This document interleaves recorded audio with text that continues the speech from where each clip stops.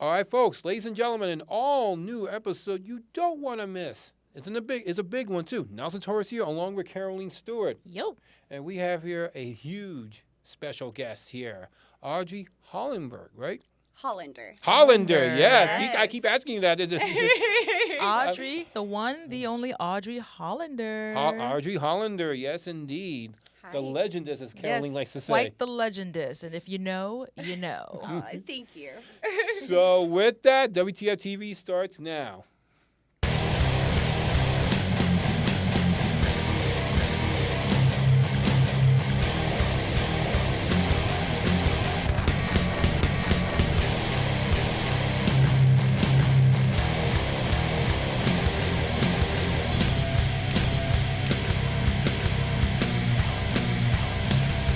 All right. Coming to you from the Hudson Yards and Times Square and everywhere in between in New York City, in Midtown to be exact, right? Where everything is happening, and we have a huge special guest, right, Caroline? That's right. All right. Nelson Torres here this week, as always, ladies and gentlemen. Once again, joining along with us is the goddess of music, Caroleen. Hey there, guys. This is Caroleen Stewart. We are here in our hometown, the city so nice they named it twice, New York, New York. Not that far from the Jacob Javits Center and not that far from the center of the universe. That is Times Square. And not too far from, like, the vessels you see that Hudson Yards all the time. Oh, yes, that lovely vessel that is the Hudson Yards, that lovely little utopia that I like to call. But tonight, ladies and gentlemen, we have one of the many legendesses in the industry. She loves using that word, legendess. Legendesses. The one, the only, you know her, you love her, Audrey Hollander. Thank you so much for joining us tonight. It's a pleasure for you to come here tonight. It's a big honor, by the way. Absolute honor. Hi, thank you. And shout out to Lainey Spicer, who actually put this together as well, too. Just thought I mentioned that, too. Yes, a special Thank you, thanks to Lainey. Lainey Spicer. Thank you, Lainey. Yes. So where do we begin? Because there's a lot of questions. And first things first, before we talk, we mentioned this. You actually started out in the Dirty Debutante tapes with Ed Powers. That's going way back for me. Yes. And for those who actually know, like, what was that like being on the set firsthand? Which, by the way, if anybody's wondering, it's number 268. For those that know. It was interesting because you show up in California and you're like, okay, I'm getting ready to do my first like porn shoot. What's it gonna be like? And it wasn't in a studio. It was in his house, and I was feeling like a little bit like, okay, like I was thinking maybe it would be more studio-like, but, nothing was the way that it seemed when I got into this industry. So, but it was wonderful. Lucy something was there. She was a big star back then. I can't remember her last name. Anyway, it was lovely. He was a very nice gentleman. To say the least, I've seen a lot of his Dirty Debutante tapes, and he's very... talkative. That's the best way to say it. Because he's usually behind the camera, and then he does the act right after everything else. So, because Jenna Jameson started out there as well, too. Yeah, a lot of the big name stars did. There was a formula that you would follow back in my era, or at least the big stars, such as Jenna's, would start off with the Dirty Debutantes, and then, you'd move on, and the next big thing would be something like, getting nominated for Best New Starlet and, all the little mile markers in our industry. What year was that, by the way? Dirty Debutantes? Yeah. I believe it was 2004. All right, so so we're coming up to our 21 anniversary. Yeah. Yeah, Wow. He was still doing Dirty Debutantes then, and I know Ed Powers is still kicking it. So. To this day. What number is he on now? I have no idea. I'm doing it. I feel like we lost track from that number. Okay. Yeah, exactly. Like, once again, if anybody's looking for it, it's 268. I'm looking at my notes. I just want to make sure. Because everybody's going to ask me, which Dirty Debutante she's talking about? I'm like, well. 268. There you go. There's your numbers. You can't say we didn't tell you. Exactly. Oh, my goodness. But more importantly, you basically were dealing with, but you deal with a lot, like you've done with anything in your career, like double anal, double vag. I mean, everything, like within your career. Yes. Like, At my era, and the girls that came in, I like to call us the class of 2004. yeah. We were definitely the ones who paved the way, I think, for some of the things that we see today, such as double anal, double vag, Right. prolapsing the anus, squirting. There's like just pushing the envelope in any way. Right. So you dare I say you're one of the pioneers of like extreme porn, so to speak. Yes, it feels pretty cool. I gotta say, I have like guys that are in their 30s now. They're like, "Oh my god, you're the one that taught me how to like have sex. I watched your porn." I was like, "Oh wow." And they're like, "Yeah, came to you for the first time." I was like, "Oh my god, this is so cool. This is so cool." And then it started like making me think about how much cum has been spilled over me. Like, could it fill up a swimming pool? It's losing count there, well, right? Could it swim? Could I swim in the amount of cum after 20 years, or would it be a lake? Let's see. We're talking like 20-year career. Right. Prominent, right? It must be a big pool. It is. Think about the population of the world. Right. I'm international, baby. Yeah, we're going like the Grand Canyon there. Right. Like 20 times the world has spinned, and how many times? 20 times the world has ejaculated. Right. It's a fun thought. Now I'm mentioning a pool of cum on the Grand Canyon, which is so weird. Would it fill? It probably would fill up the Grand Canyon. I mean, in 20 years, that's a lot. 4,000 feet down. That's a lot of baby gravy. Just saying. That's a lot of baby gravy. The things we think about is a porn star. These are absolute thoughts that we have to think about. So I'm sure a lot of people will ask, how did you prepare for those scenes? My anal scenes? Yeah. Oh, wow. So my first anal scene, no one told me how to do it, right? I didn't really have a lot of instruction. And I used the enema with the, like, oil in it. Right. And that kind of stayed inside my system, so it made it kind of, like, runny, if you will. No one told me that you should, like, dump out the oil and just use water. And so that you don't have that issue. But, it was a learning process getting all situated with how to, like, handle my anal. Awesome. You start to tend to, like, things like what types of food that you'll be eating the night before.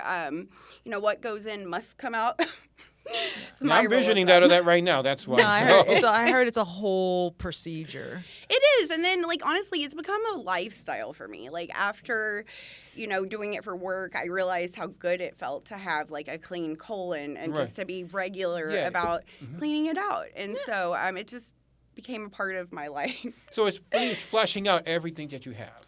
Well, I mean, depending on what type of anal scene you're going to do. Because, like, if I'm doing a really hardcore double anal, fisting, all that stuff went on back in the day. That's another thing. Yeah. So, yes. I've actually done double. Like, Katja Kossen put her fist in my pussy and my ass. It was the most intense thing I think I've done. Wow. Thus far.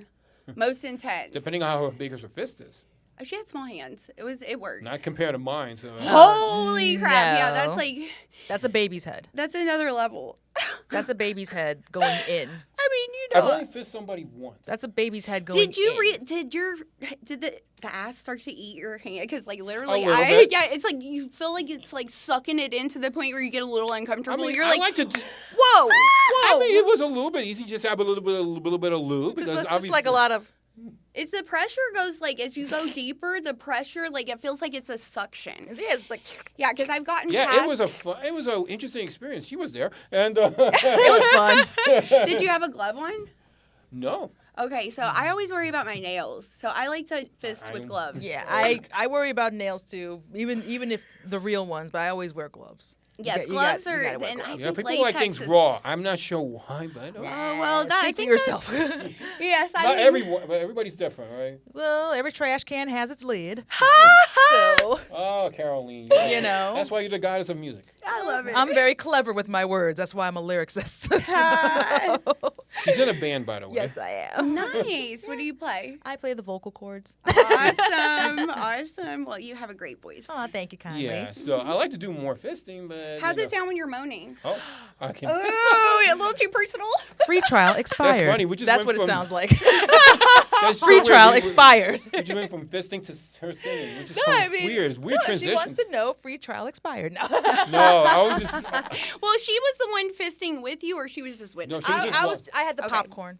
awesome. She just loves to watch. She's a voyeur. I'm a good voyeur. I like watching too. It's so hot. It is. Yeah, but I had to do more. But it's like there's not many volunteers. So no, don't get me wrong. Like the voyeurism, because everyone's like, oh, you're just voyeurism is boring. No, it's not. Because in your head, you can think of so much ESPN commentary while it's going on in the back of it. Like ESPN type. Right? No, because in my mind, when I'm watching the whole procedure, I sound like Marv Albert in the back of my head. That is so right on. Oh my God. Yes. How many times like he can go all the way. Yeah. It's so good that you say that, because whenever I tell people about like my dirty talk, I'm like, it's like the play-by-play. It is. Men want a play-by-play. They It's want so you to true. just talk about every single thing that is going on as it's going on. It's and true. the more That you is do true. it, the hotter you Amen. are. And I'm a little guilty of that too, because I like to say that. Now lately, I've been trying to say less more. That because like. You used to be like when you're younger, you say a lot. Oh yeah, but you can take this. Yeah. Oh yeah. Yeah, but I realized that not many women like that. Too. it's not so much that we don't like it, but it's the matter that you guys want the report card afterwards.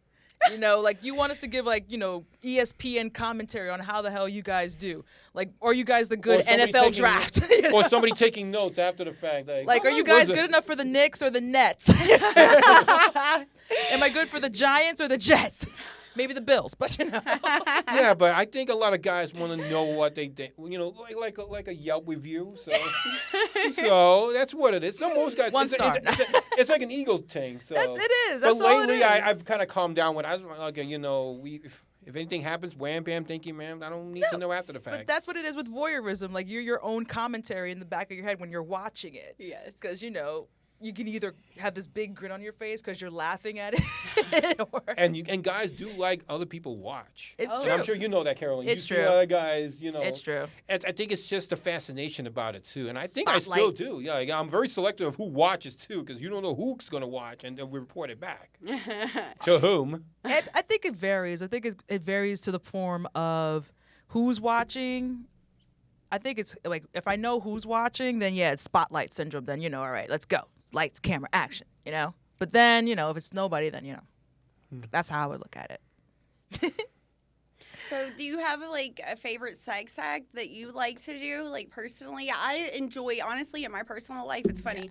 As a porn star, I enjoy doggy the most. Like I just love doggy because you could like just get it all in in. there. Yeah. I think it's pretty standard and straight to the point. Yeah, I feel like that's that standard. Even as a civilian, I feel like that's pretty standard too. And Yeah. The only problem with that with some guys, they just figure out, make sure they get into the right hole. Right?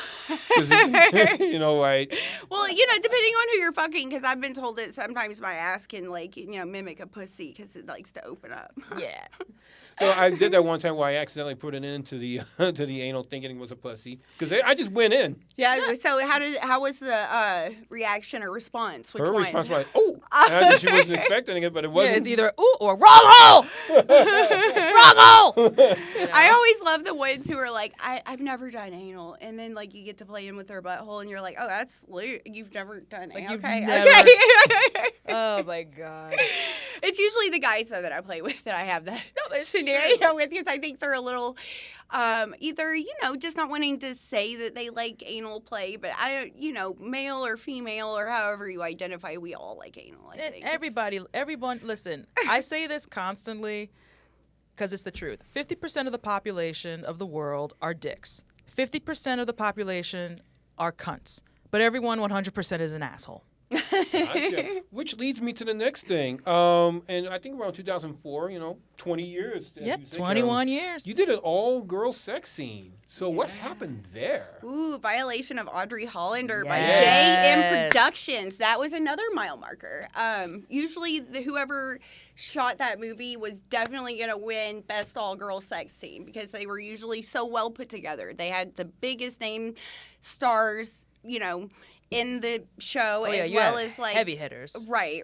It's like Ashley Blue was in mine, Gia Paloma, Shout out to Tyler Ashley Blue. Wynn. Holy shit. Just let's see, I can't remember everybody, but anyhow, it was a great movie because we did a take on Bring It On. And so you remember the head cheerleader, Big Red? Classic. Yes, I was Big Red. Oh my God. And so, yeah, it begins in the locker room, and I'm like coming in, and I'm looking at my girls, and like I find donuts and one of their things, and I'm like, what is this? I was like, fat girls don't fly. We can't have donuts. And then, like, just boom, baseball bat, like toys that were like just crazy. But I mean, my idol before porn was Belladonna, so I was like, excellent choice too. yes, Excellent. thank you. Nice choice. Yeah, she was the one that I looked up to, and when I saw her do the Louisville Slugger, and I'm from Louisville, Kentucky, I was like, yeah, that's me. I'm next. How old are you? My turn. Yeah, how old are you, by the way? I'm 5'6", but with heels 5'8", good hair day 5'9". I'm 6'4". So. Yeah. Oh, that's the best. Oh, you tall drink of water, so good. Yeah. I always say if I sit up straight, I'm 5'8". I'm definitely that. So in that old girl scene, how many girls were in there? I just had a vision. I think it's like 6 to 10. Yes. Wow. That had to be a pleasure. It was. It was like, I just enjoyed the aspect of being intense, I think, and like pushing the limits to see what I could do personally. And the studios and the directors really were the ones driving the desire to see those things. And like, I'm the type of person that loves a challenge. So, of course, it was my first double anal was with Brandon Iron and Otto Bauer. Oh, and, wow. I remember that day very well. I was so proud of myself. Aurora Snow was on set. My gosh, yeah, Wow. I know. So, I'm really putting myself in my era. No, I mean, listen, I can honestly say, like, and I'm going to ask you a question on this. Like, the 2000s, when it comes to the industry, was so prominent. It was almost ethereal, to say the least. Like, it was, like, you guys, like, back then, you guys were gods. Heavy hitters. The girls were heavy hitters. We had Melissa Lorenz, Sandra Romaine, Katja Cossin, myself, Kelly Wells, Gia Paloma. All these girls are, like, super hardcore. Like, we are the ones who paved the way. It's true. But now that you see, like, fast forward 20 years now, like, do you see any significant change, like significant difference for the good, for the worse? Like, what are your 2 cents on that? Absolutely. So when I got into the industry, the studios and the directors had all the power. And we were very much held hostage to what they wanted and didn't really have a lot of creative control. Right. OnlyFans coming onto the scene has changed everything. Not only is the market like completely oversaturated with everybody and their mom literally doing it, which I mean I get it. Like it's appealing, right? Yeah. Oh yeah.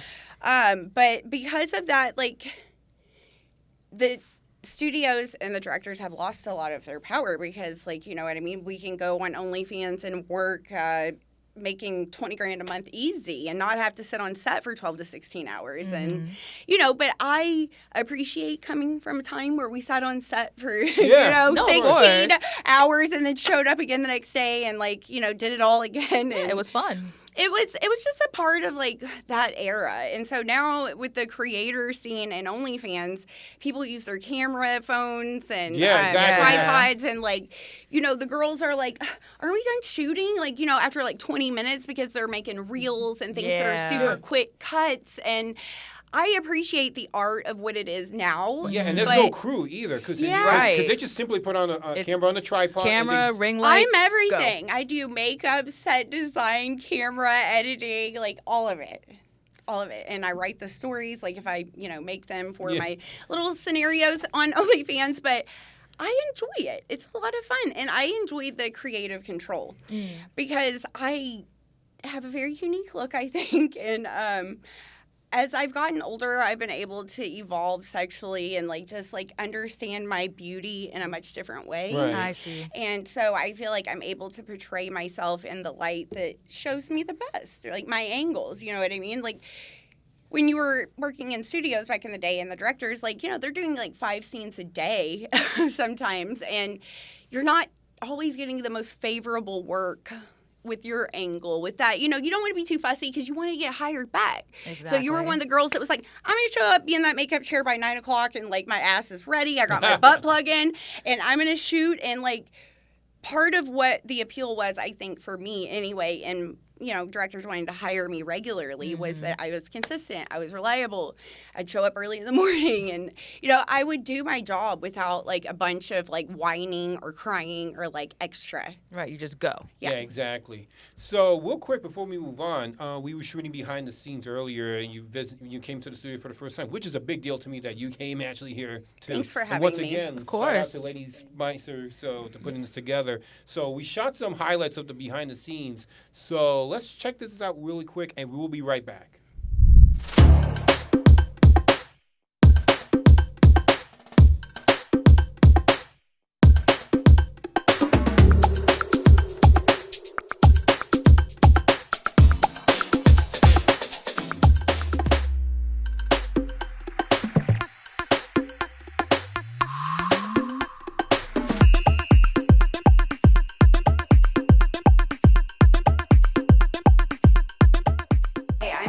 Today to do the What the Fuck podcast. Awesome. Looking forward to talking to you. Nice. And looking fantastic, by the way. Thank you. There you go. Booty and everything.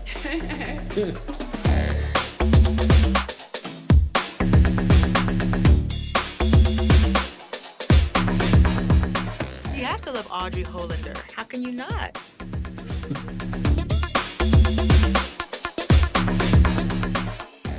What a great interview. Seriously. Very entertaining. Lots of fun. Lots of laughs, moreover.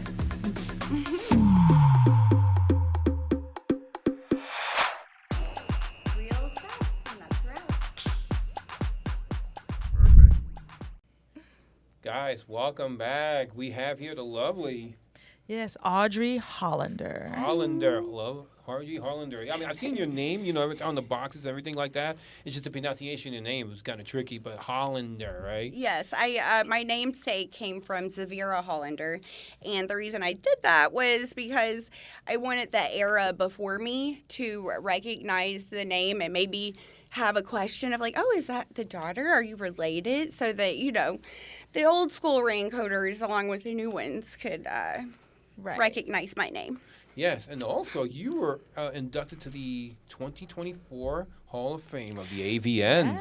Yes, I was so honored. I was so excited, but it's almost surreal because like time is it real? Because like 20 years, like really? Hey. I don't even understand how it went that fast. It's funny that I've been to AVNs every year. Were you around? You had a booth? Yeah, well, so I signed for many different companies. You know, one of the last ones was my run with Michael Nin when I did Catherine, and that was probably the last like big booth that I signed at because AVN is not the same. It is so much smaller than what it used to be when I was like, wow, and like, you know, that era of the Jenna Jamesons and that like type of like clout and being a porn star, it just seems like it's not there anymore. It's a memory. Yeah, I mean, the first time I went to the AVNs was 2010, and it was huge at the time.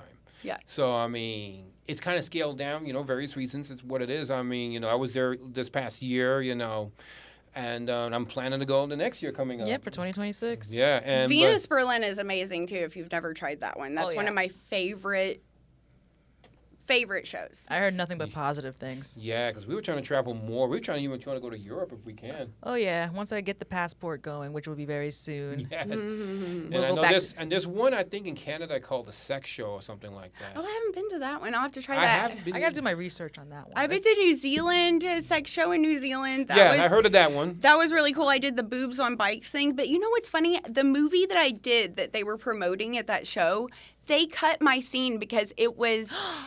what word was it? It wasn't unethical, but it was like too intense. It was like obscene. That's the word. They said my scene was obscene. I was like, oh my God. It's Anyway, boobs but on they bikes. still brought me there. It's boobs on bikes. How is obscene? You know what? I'm not Well, gonna it's argue. the movie I was signing, and the movie that they bought, they cut the scene out, but they put me on the box cover. Wow, Yeah. rude. And if I go back to AVNs, I gotta catch up with you there. Well, I think it's interesting how from state to state they can determine what size butt plug you can wear. What? Like I was in Nashville and I was like trying to go to the store to get a butt plug, and I'm like looking one for like this big, Wait, right? I You never know? heard this. And they're like, "Oh my god, we don't make them bigger than that." Like, and I was like, "Oh, there's committees that sit around and make I didn't rules." know. Like that. they're a This is news to PTA me. meeting? This is news to me. Like Yeah. their PTA meeting on the circumference of butt plugs. On Well, like I this? guess it's just like, what is like acceptable for like being obscene or not. I was also in a federal court case for obscenity when it was like, how the consensual non-consent is Yeah. a thing now. So, Jim Powers, the director. Yeah. Oh, yeah. But what saved it from being convicted is that we did behind the scenes, and it was me and my first auto who were talking about what was going on. And, we were totally good with it. So, like, the fact that we were, like, setting everything up made it dismissible, and that we were a couple, things Right. like that. Yeah, But exactly.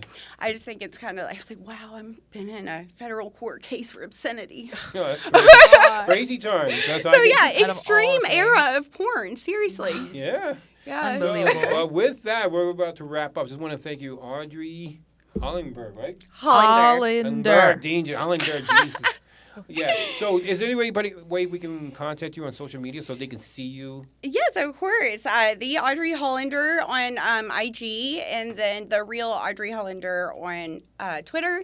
There you go. We're following of you course, there now. you can find me, just Audrey Hollander on OnlyFans. You're doing OnlyFans right now, right? Yes, I am. Yes, And great. I just shot a scene for Vixen. If you all want to check that one out, it's a 3-way with, oh my God, Dan Damage is so hot. He's one of the new it guys Oh, in the wow. industry. So, yeah. Hubba hubba. So good. Yeah, the other two, Milan and Parker, they're 3 hot big dicks. So good. I know. I It love- must I have been love I love heaven. it. I love Now, it. can you do like a quick, moan? Just a Little tea. I just want to see how you sound.